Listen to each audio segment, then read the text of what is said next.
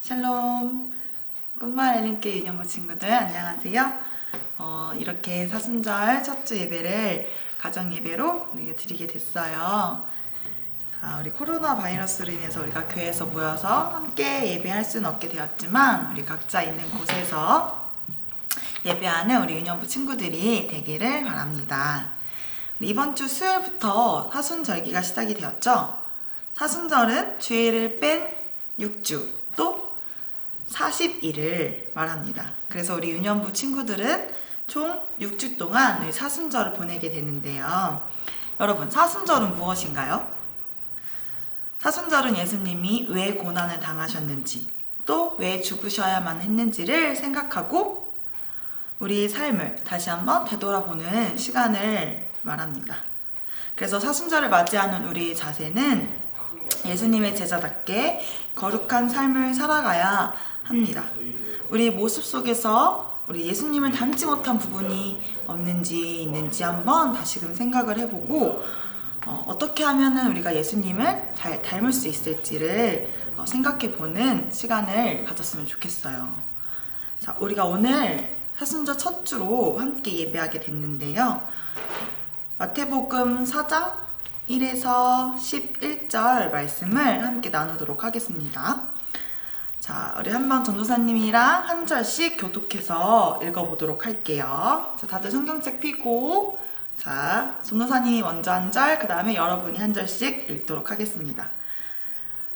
우리에게 오늘 주신 말씀은 마태복음 4장 1에서 11절 말씀입니다. 그때 예수께서 성령에게 이끌리어 마귀에게 시험을 받으러 광야로 가사 시험하는 자가 예수께 나와서 이르되 내가 만일 하나님의 아들이거든 명하여 이 돌들로 떡덩이가 되게 하라.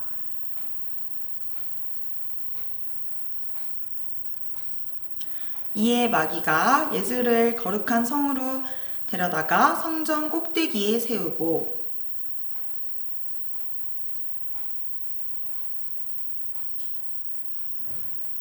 예수께서 이르시되 또 기록되었으되 주 너희 하나님을 시험하지 말라 하였느니라 하시니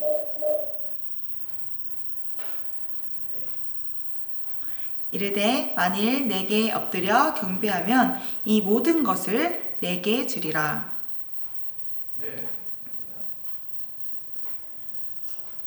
다 같이 마지막 11절 읽겠습니다.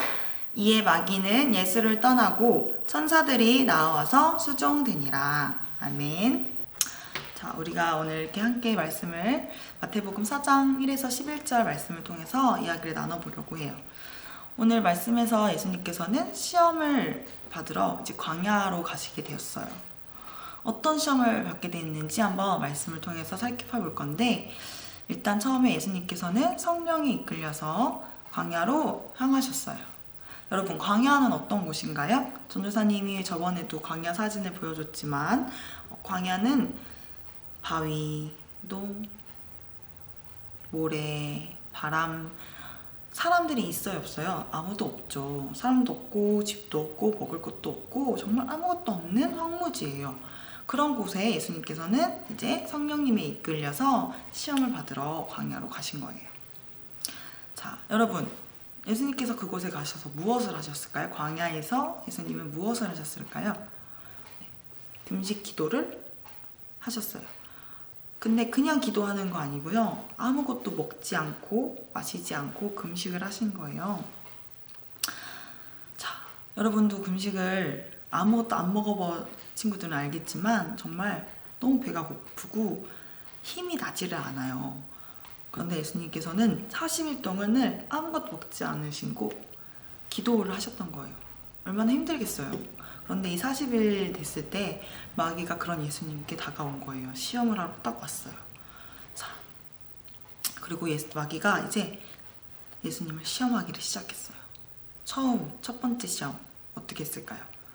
자, 당신이 하나님의 아들이거든 이 돌로 빵이 되게 만들어라. 돌이 먹을 게 아닌데 이걸로 먹을 걸 만들려고 하는 거예요. 수많은 만약에 여러분 앞에 이 돌이 있다고 생각해 보세요. 그리고 그거를 빵으로 만든다고 해봅시다. 여러분이 그리고 40일 동안 굶어서 너무 배가 고파요. 우리들이라면요 벌써 빵으로 만들어가지고 막 허겁지겁 먹었을 거예요. 그런데 여러분, 예수님은요 배가 그 고프신 걸 꾹 참으시고 이 마귀에게 말씀하셨어요. 성경에 쓰여져 있기를 사람이 빵으로만 살 것이 아니라 하나님이 그 입에서 나오는 모든 말씀으로 살 것이다 라고 말씀을 하셨어요. 이 마귀는 아무 말도 못하고 다시 예수님을 성전 꼭대기로 데리고 올라갔어요. 그리고 거기서 또 예수님을 두 번째로 시험하기 시작했어요. 당신이 하나님의 아들이거든 이 성전 꼭대기에서 뛰어내려 보아라. 이렇게 유혹하면서 이 마귀는 오히려 하나님의 말씀을 말하면서 예수님을 시험하기 시작했어요. 성경에 하나님이 천사들을 시켜서 너를 시중을 들게 할 것이니 그들이 손으로 너를 받들어서 너희 발이 돌에 부딪히지 않게 하시리라 하지 않았냐 하면서 예수님을 시험하는 거예요. 그러자 예수님께서는 어떻게 하셨을까요? 딱 단호하게 말씀을 하셨어요. 성경에 기록하기를 주 너희 하나님을 시험하지 말아라 라고 예수님은 말씀하셨어요. 마귀가 성경의 말씀을 이야기하면서 예수님을 유혹하고 시험했지만 예수님은 오히려 더 하나님의 말씀으로 이 마귀의 유혹을 이겨내셨어요. 그러자 이 마귀는 세 번째로 예수님을 시험을 하는데요. 아주 높은 산 꼭대기를 데리고 올라갔어요. 그리고 세상의 그 모든 나라랑 모든 도시들, 모든 화려한 모습들을 보여주고서는 내가 나에게 엎드려 절하면 이 세상을 너에게 주겠다. 사탄은, 이 마귀는 하나님의 아들인 예수님께 절을 받고 싶어 했어요. 그리고 이 세상을 모두 주겠다는 말로 예수님을 유혹하기 시작하는 거예요. 여러분, 예수님은 더 이상 이 마귀 말에 휘둘리지 않으시고 참지 않으시고 이 마귀야 물러가라. 성경에 기록하기를 주 너희 하나님께 경배하고 그분만을 섬기라 하였다 라고 외치시며 말씀하셨어요. 그래서 이 마귀는 예수님의 말씀을 듣고 그 자리에서 바로 떠나가 버렸어요. 그러고는 유혹을 이겨내신 예수님께 천사들이 내려와서 예수님을 주인처럼 섬겼습니다. 사랑하는 우리 유년부 여러분, 오늘 전도사님이 설교 제목을 광야에서라고 해봤어요. 여러분, 예수님 광야에서 무엇을 하셨죠? 그래요. 광야에서 예수님은 금식 기도를 하셨고요. 마귀에게 시험을 받으시고 그것을 이겨내셨어요.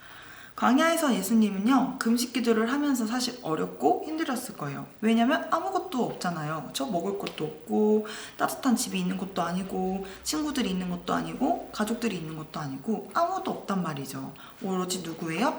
나 혼자만이 그 광야에 있을 뿐이죠. 그런데 이처럼 광야 같은 힘든 우리가 순간, 힘든 때가 있어요. 친구들과 여러분이 사이가 좋지 않을 때, 또는 친구들과 싸워서 따돌림을 당하기도 하고요. 또 부모님께 억울하게 혼날 때도 있어요. 가족들 중에서 누구랑 사이가 안 좋을 때도 있고요. 이럴 때 우리도 예수님처럼 광야에 있는 것 같이 느껴지곤 해요. 하지만 여러분, 광야에서 예수님이 혼자 계셨을까요? 정말 아무것도 없는 그곳에서 예수님 혼자 있었을까요?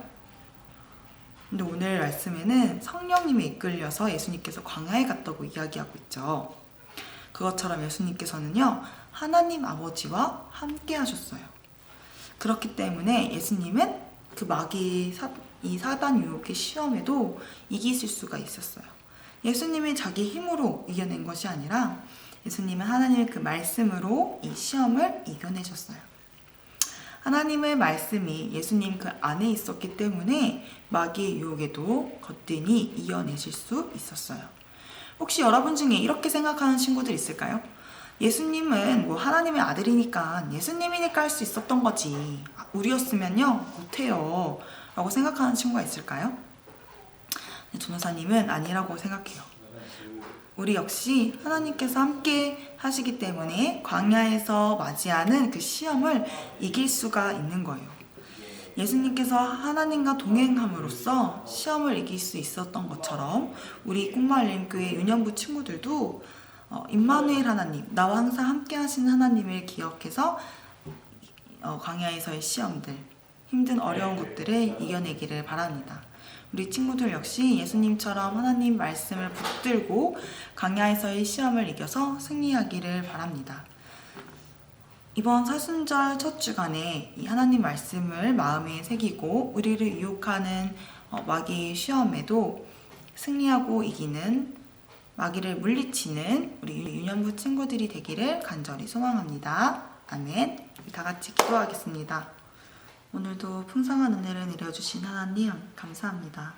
저희가 오늘 사순절 첫 주를 맞이했습니다. 오늘 마태복음 4장 말씀을 통해서 예수님께서 광야에서 마귀에게 시험을 받으신 말씀을 저희가 함께 묵상했습니다. 예수님께서 광야에서 많이 힘들고 지친 가운데서도 마귀의 그 유혹에도 시험에도 흔들리지 않고 하나님 말씀으로 이기셨던 것처럼 우리 역시 이번 한 주간도 하나님 말씀을 붙들고 하나님의 능력을 힘입어서 마귀의 유혹들, 힘든 것들, 어려운 것들 다 이겨낼 수 있도록 인도하여 주세요. 이번 주도 항상 주님의 말씀에 은혜 가운데 거하길 원합니다. 그리고 또한 하루빨리 교회에서 함께 모여서 예배할 수 있도록 주님 인도하여 주시옵소서. 언제나 우리랑 항상 함께 하시고 오늘도 역사하시는 예수 그리스도 이름으로 기도드립니다. 아멘.